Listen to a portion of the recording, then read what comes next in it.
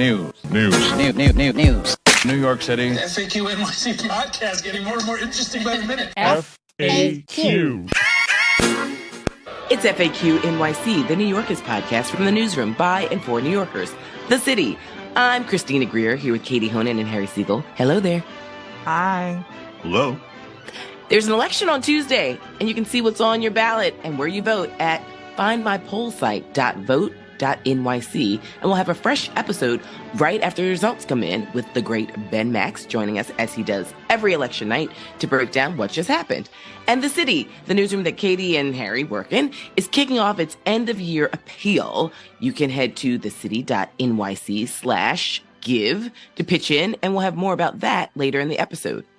But first and foremost, there's been one story in a jam-packed week locally that's eclipsed all others in its importance and implications. Harry, do you want to pick it up from here?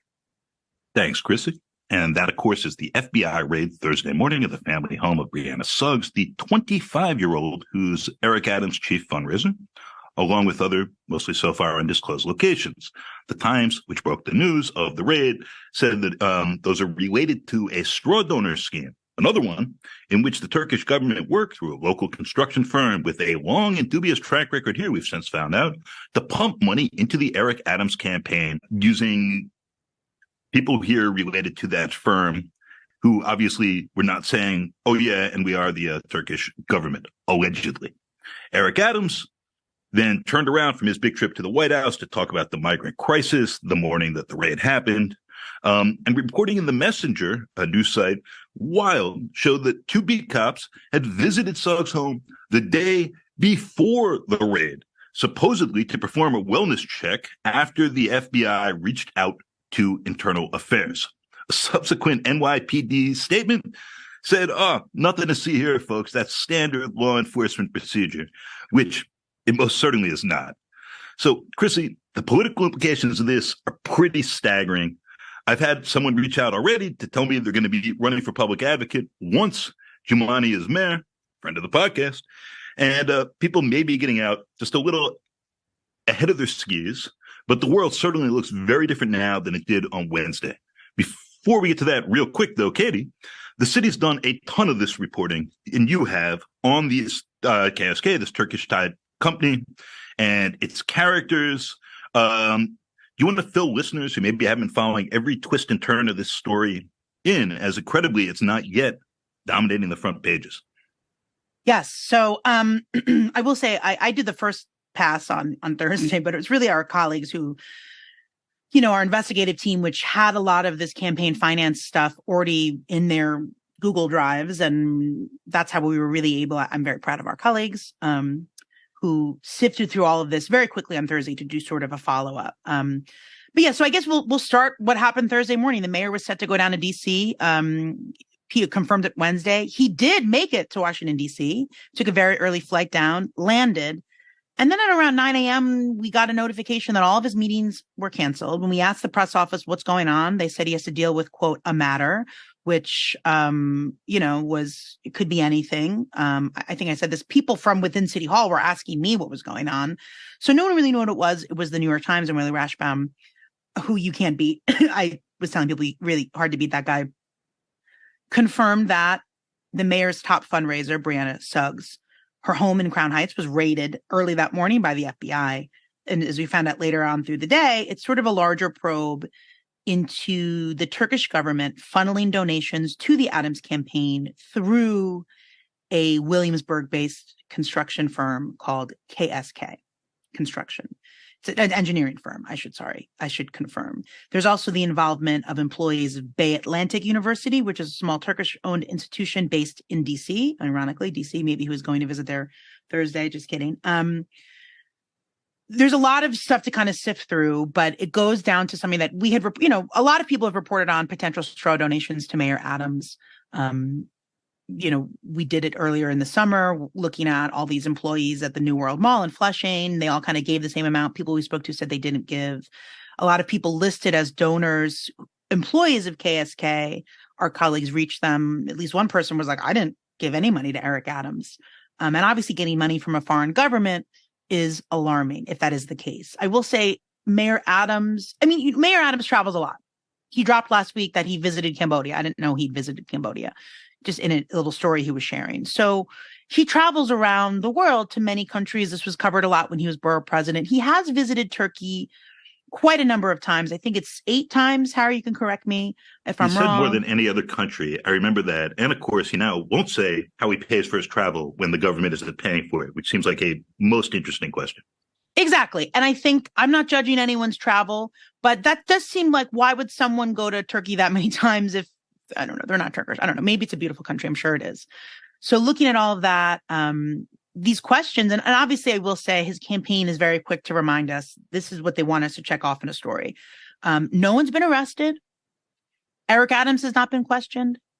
His home has not been, or his homes, wherever he lives, they have not been searched.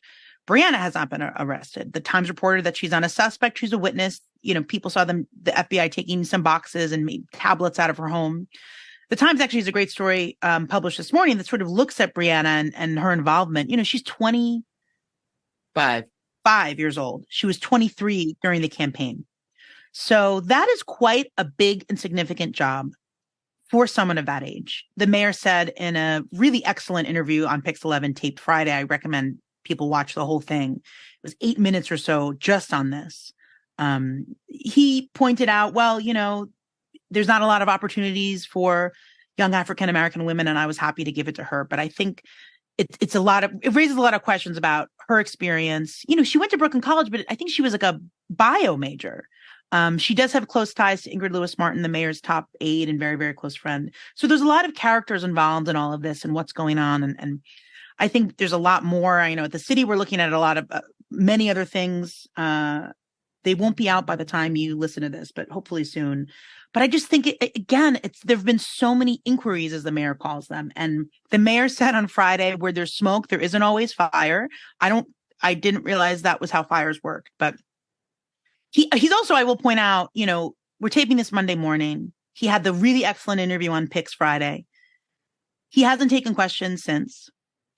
Off Topic Tuesday, understandably, is postponed because it's election day. He voted early vote. Usually he votes on election day. Early voted, kind of sneak attack this weekend. I tried to talk to him. He was at the Louis Armstrong Museum in Queens, which earlier this year expanded across the street.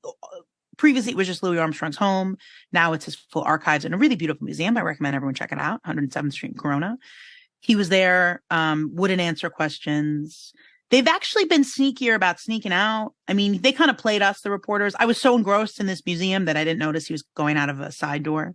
And I think earlier in the day, another reporter tried to get him at the Forest Hills Jewish Center. They said that there was someone like kind of doing a decoy, like, did you guys see Mayor Adams as he sneaks out? But again, he does not want to take questions. I saw some people on Twitter, like telling the local press what they need to do. Oh, you guys should do this. It's like, we're doing it. We had a reporter to his events. Yoav went to his events Friday night. He ended up bailing. It's not that we're not looking for him and trying to talk to him, but he is in real fear mode, perhaps understandably. I mean, we could discuss, did he have to rush home? All this kind of stuff. And I'd love to get Chrissy's take, obviously, on just politically what this means. And is this the beginning or the beginning of the end? Yeah. Well, child, that's all I can say. So there are a few, I mean, it's just. Podcast over. No, I'm just. I'm like, ooh. So here's the thing. I mean, part of me feels like calling Eric Adams and be like, you need to regroup, homie. Like, sit down, drink a glass of water, and like, get your mind right. Because one, I don't think you should have left DC. Like, I know that, you know, your gut reaction is like, oh, gotta rush home. But it feels real Sonny from The Godfather. Like, you're being a hothead, you know? So it's like, sit down and like, think about what's going on. Now, full disclosure, I'll be the first to say, I was wrong about Cuomo retiring or resigning. You remember, Harry? I was like, I don't think that's going to happen. Like, this man, he's raised in captivity. He only knows Albany. Like, where's he going to go? And he did resign. So I was like, okay, so I don't always have my finger on the pulse when it comes to resignations. I mean, remember when de Blasio was his first 2 years and we had all these like federal inquiries and it was like, what's going on? What's going on? And, you know, he's a white man, but he evaded it and it just kind of went away. And we had 6 years of, you know, miscellaneous. So I don't think that that's necessarily the same thing with Adams. I think one of Adam's biggest mistakes is not having a working relationship with anyone in the press, like the dominant press, the Room 9 press. I mean, he has a specific disdain for you all. And I just think that's a bad look. Do I think that there's some blind spots in Room 9? Absolutely, right? I've said so. Do I think that Room 9 is malicious? No. And do I think that Eric Adams, it would behoove him to have some sort of relationships with journalists so it doesn't look like he's always running and trying to run out the clock? Then yeah. I also feel some kind of way about this 25-year-old, largely because it reminds me it's real John Liu feeling 2013 when he had that young girl of color as well holding the bag, literally and figuratively, when his campaign finance stuff started looking a little wonky. So I was like, what's up with these men of color running for mayor, choosing these young girls of color to have these jobs that are way too complicated? I tell my students all the time, if you're going to run for office, the person that needs to be the tightest on your team is your campaign finance person, like your money people, because that's how you end up in prison. I always remind them, Tiger King's sitting in prison for 22 years, not because he tortured tigers, because he ran for public office and his money wasn't tight. So I was sitting outside in Crown Heights on Thursday and all these helicopters were above. And I was like, what is going on? And I was like, it feels real end of Goodfellas episode here. And then I was like, oh, maybe they're down the road, as I find out later on, checking out this 25-year-old's home. Now, granted, she wasn't arrested and, it's an inquiry. But here's how I feel about Mayor Adams' smoke and fire comment. If your man hangs out with 9 dudes who all cheat on their wives, I'm not saying your man cheats on his wife. I'm just saying, why does your man need to hang out with 9 dudes who all cheat on their wives? Something seems like maybe he's more like those birds than not. So, Eric Adams, it seems like you roll with the shadiest of the shades. I'm not saying you're shady and corrupt, but why is it that your comfort zone and damn near your default setting is to roll with people who lean on the line of legality all the time? All I'm thinking is, Friday night you and your boys went out to... Right. It's not right, but it's okay. Right. Yeah, there's a lot of on the line, and... There's a lot of on the line. I mean, is the FBI racist, just like the reporters? I'm not saying that there's implicit biases everywhere, but I think when you're looking at donations, and again, there's multiple examples of what might be straw donations to maximize a very generous campaign financing scheme. There have been 6 people who donated to Eric Adams who've been arrested for that. So yeah, these are the questions that we have. And then I also think practically we can only cover so much. We're only human, right? But there are other real issues in the city. And of course the defense could be, oh, you're all focusing on this when we have real issues. We try to cover everything, but how much of a distraction is this for Eric Adams and his administration when there are actual real pressing issues? He has been taunting every single elected official he doesn't like, asking, did Brad go to DC? Did Lincoln Ressler go to DC? Well, Mayor Adams, you went to DC and then you turned back around to go home. And then you said, oh, it's actually not that big of a deal because the mayors of Denver and Chicago spoke on my behalf. So it's like next time. Right, because we all know the mayor of Denver is, come on, dude. Like, you should have, basically you panicked. Yeah. And it's okay. Say you panicked, because guess what? If the FBI is coming to my finance chair, I'm going to, have a little high blood pressure for a spell. But you panicked and you felt like you needed to come home and sort of suss out the situation. Because, unless you have insiders, it's like, well, is the FBI coming to my house after they swing by her house? Like that, I'm sure all of those thoughts went through his head. That being said, then just say that. Just say, I had pressing issues to take care of home, and hopefully I'll be able to go back to DC. But I bounced, and we might not get this money because I had pressing issues at home. I think the mayor just needs a reset. And I don't know. I mean, listen, here's the question I'm always asking, right? How much corruption is too much corruption for us to stomach? How much, sort of inappropriate behavior, shadiness is too much? We can't forget, we've had 2 Democratic governors and a Democratic AG all resign in the state of New York, right? So we've had this Trumpian, throw so much news at us, we can't hold anything in our heads for more than like 5 minutes. We've all got like gerbil brains when it comes to the news. So you add those two things up. Now, Eric Adams is a black man, which I do think is a wild card variable. But you add that up and I'm like, so do people really care about campaign finance stuff? Like, I'm curious as to what Bill de Blasio's numbers looked like when he was going through his little FBI brouhaha. Like, were people really paying attention? Harry? So people were ready to run against him, were lingering, were making background calls about it. And once prosecutors let him off the hook, very reluctantly, they publicly scolded him. They said he stretched the spirit of the law. Nobody ran. It was that simple. But there is a difference here in that you don't get to an FBI raid because you're fishing a bit, because there's stuff in the news like Preet was reading about with de Blasio and the Manhattan DA, and you start there. You have to get a judge to sign off on a warrant to raid a home because there is an ongoing crime there or immediate fears of some sort of cover-up. That's a mature investigation that they're choosing to go public about now. We don't know what's behind that, and it's not fair to speculate, but it's clearly not quite the same starting point, I think, in some significant ways. And just speaking of gerbil attention spans, a couple things for perspective here is we now have the Democratic mayor of New York not accused of anything, but implicated in a plain and literal reading of the word, something the campaign has objected to my using at several points. So I looked up the definition. And it's got a couple. One of them is when things are intertwined, and he is. You have all these things involving straw donors and him, and now a foreign government.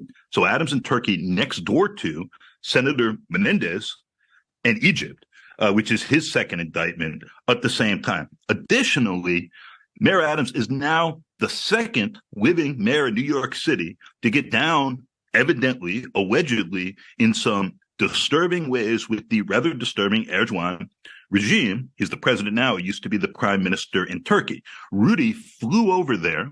Boy. Speaking of U.S. attorneys, after Preet arrested this guy, Reza Zarrab, who was busting a Turkish guy, celebrity there of sorts, who was busting the Iran sanctions. He came here to take his kids to Disneyland or World, I forget, because he's like, no one's going to bother me here for a bunch of reasons. Preet arrests him. He gets charged. Rudy flies with former U.S. Attorney General Michael Mukasey secretly to Ankara to meet with Erdogan and try to work out a deal, a political deal, to get Zarrab back to Turkey. So there is something going on involving Turkey and New York politics that is strange and ongoing and interesting for those who want to remember these things. And very last thing here, Jia Zhenihu, she was 25 years old when she got indicted on John Liu's campaign. And it is distressing to see all these people like campaign treasurers who seem like they end up on the legal hook. People who are trying to bribe politicians or buy influence, like Jonah Reichberg and Jeremy Recknitz. I flipped the first and last names, but people who know. In the de Blasio administration, Jeremy and Jonah, yeah. But like these people end up getting charged, doing prison time, and so on, where the principals on the other end of it don't seem to face consequences. It's also notable that the Campaign Finance Board asked about a lot of these contributions at the time, and the Adams campaign, which was obligated to give them answers within 30 days, simply did not do so. It's like if you win, the rules don't apply to the extent that everyone else ends up on, legally jammed up, and politicians keep walking past it. And maybe that's where we're going to end up here. But we know that, like, Ben Max had that story. Everyone on the left wants someone else to run. There were a bunch of those. And suddenly people are talking about it again. Zellner Myrie, regular guest of the pod. Jessica Ramos, occasional guest, come on back. We got lots to talk about. It's going to be interesting. And just the political world here does feel very different than it did just less than a week ago, I think. Well, you know what's interesting? You mentioned it in the opener. Folks now possibly getting in front of their skis. Hey, listen, you got to plan because these campaigns aren't cheap. But it will be interesting now to see, what does this look like if the mayor, let's just, hypothetical, if he decides to resign or step down or whatever. I don't think we're at that point of the conversation yet, but obviously people who want to run are putting themselves, starting to have that conversation. But the rules are the rules, right? The rules are Jumaane is mayor for 6 months, right? And then we move to a special election. And I think it then depends on how close we are to 2025. I need to look this up, but the rules change at some point as we get closer to the election.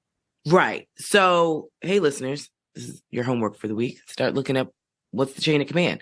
But I think this kind of planning about, I want to run for public advocate, I want to run for this office, because it will be musical chairs, obviously, if, people start shifting around.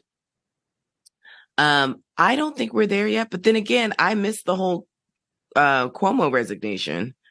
I just thought nobody cared that he touched women. So what are you going to do? But clearly Albany was kind of tired of him, and there we are. But right now, I'm not feeling the resignation piece as of today. When Rodney's Shad Hermelin, who's like a close ally, comes out right afterward and says there are people who don't want to see the second black mayor succeed. And we're looking at presumably, like Damian Williams, who's the U.S. attorney, who's black, possibly working with Alvin Bragg, the Manhattan DA, who's black. Chrissy, do you think that that's a fair point to make at this point? And do you think that it's going to be compelling politically for Adams at this point, as his surrogates are pretty quickly going there? Yeah, that's a complicated one, because do I think that some people don't want Eric Adams to succeed because he's the second black mayor? I absolutely do. I sure do. Like, I don't think that he's crazy or hyperbolic. So yeah, I believe that statement. Do I think that statement is harder to convince certain people when the folks who will be calling you to the mat are two African-American men? Sure. I mean, I'm sure Eric Adams will employ the kind of class strategy, which has always been a larger conversation within the Black community that we haven't always shared with outsiders, right? But I mean, you got like basically two Harvard Yale cats who are upholding the positions that they were elected and appointed to do, right? Damien's appointed, Al Bragg is elected. So both of them have a job to do. And both of them, I would argue, are doing job relatively well. I do think that obviously the Eric Adams strategy would be, this is a witch hunt from, say, the white political elite pulling strings behind the scenes. And I think it might play on a class level that transcends Black folks. And because you can't sort of have that racial conversation, most people have never had it. So it might be too long to try and walk people through it. But we do understand class relatively in this city. And I think that actually might resonate with more of an Adams base, which is not 100% Black. So we'll see how we get there and what the charges potentially are. I mean, right now, is he going to be like the quasi-Trump character for the past, however many decades before, this past year or two, where it's like everybody around you is getting pinched, but you seem to be fine.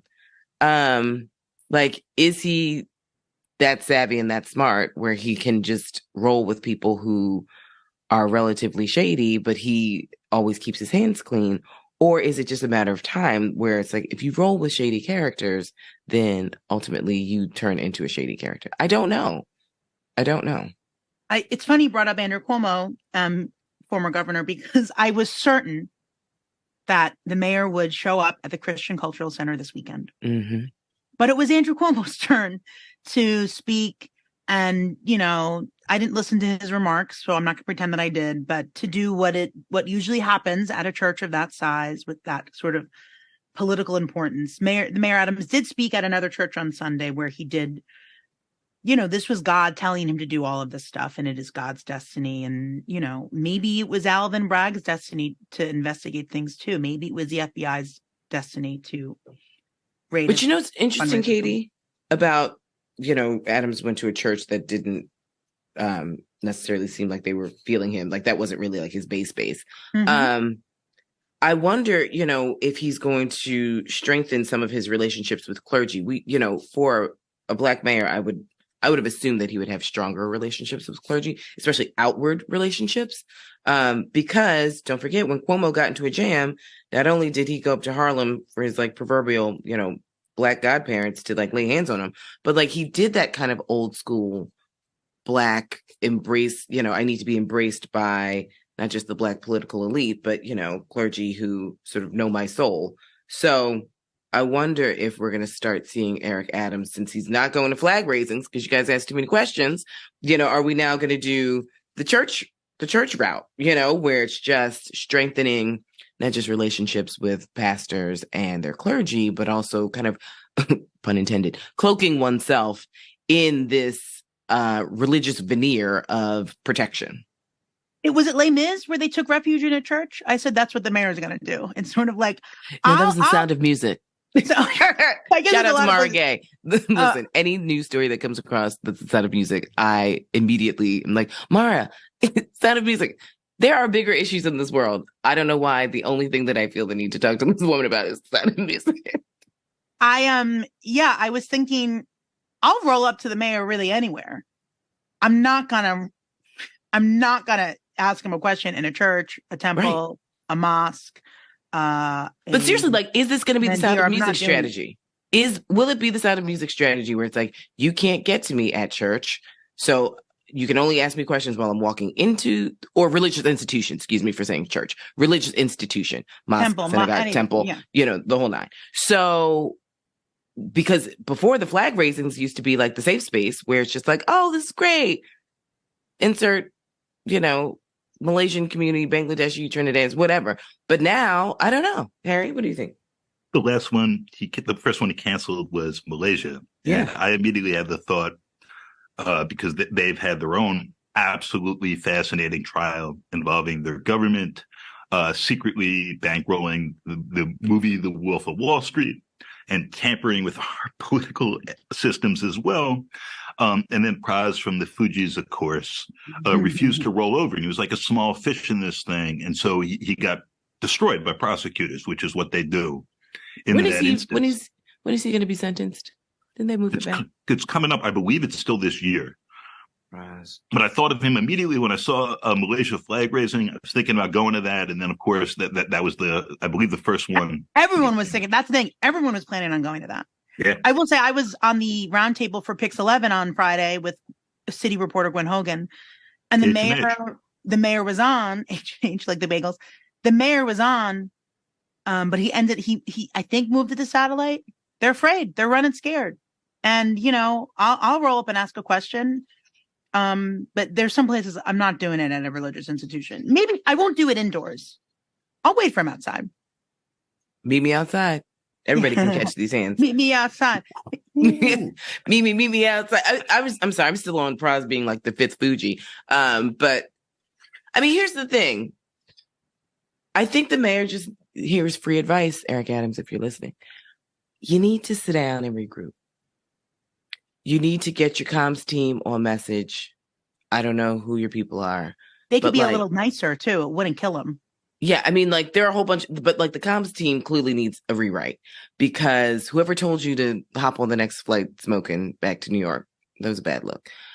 Whoever told you to just ignore the reporters that are literally paid and dedicate their lives to report on what is going on in New York City and what you are doing as the executive of New York City.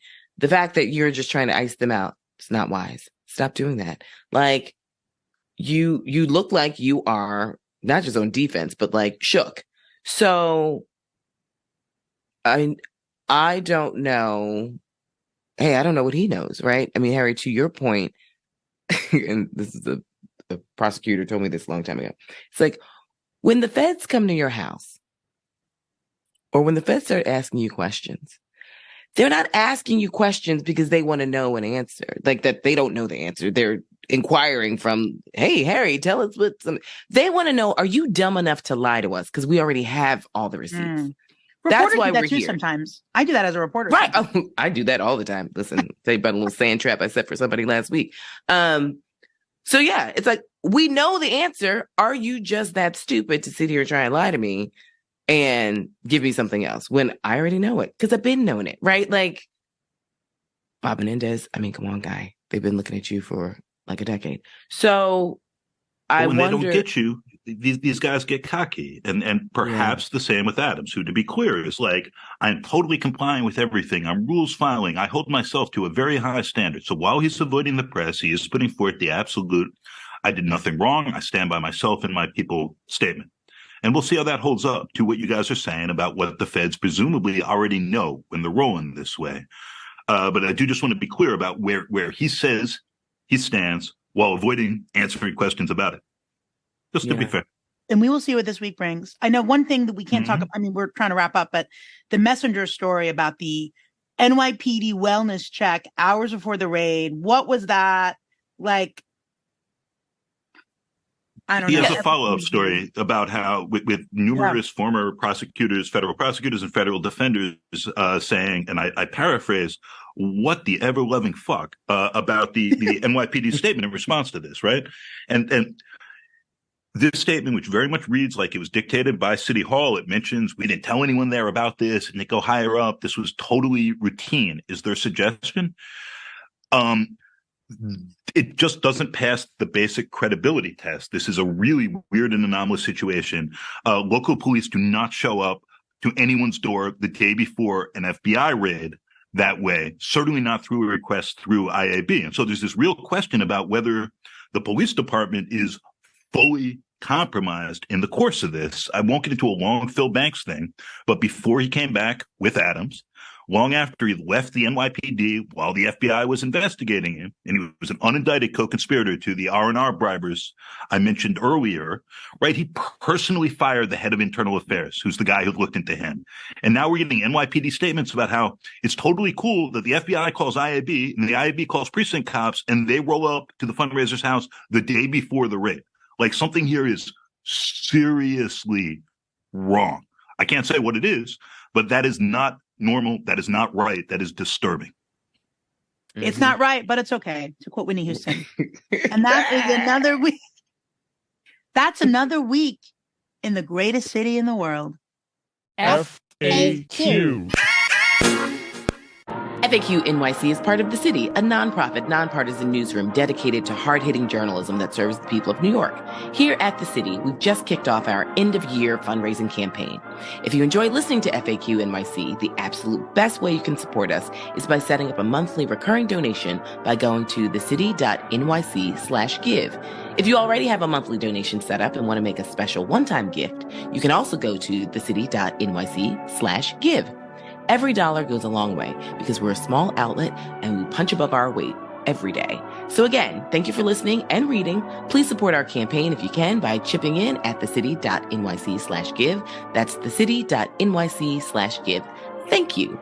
As ever, our work is freely available to everyone at thecity.nyc and also receives support from P&T Knitwear, an independent bookstore, cafe, and event space on Manhattan's Lower East Side, with a podcast studio that can be freely reserved for community use.